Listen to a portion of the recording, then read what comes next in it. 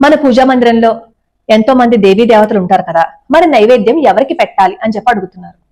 మనం ఉపచారాలు ఏం చేస్తాం? ధూపం సమర్పయామి అన్నప్పుడు ధూపం మొత్తం అంతా పూజా మందిరానికి చూపిస్తాం, అవునా? హారతి ఇచ్చేటప్పుడు కూడా మొత్తం పూజా మందిరానికి చూపిస్తాం.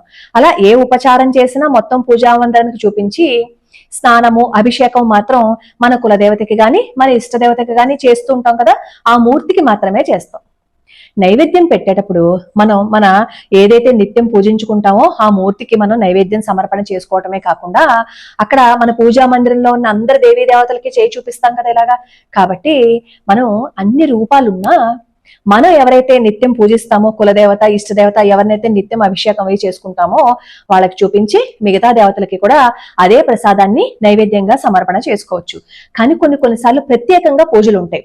అలా ప్రత్యేకంగా పూజ చేసినప్పుడు మాత్రం విడిగా నైవేద్యాన్ని సమర్పణ చేయాలి, విడిగా నైవేద్యాన్ని తయారు చేసుకోవాలి.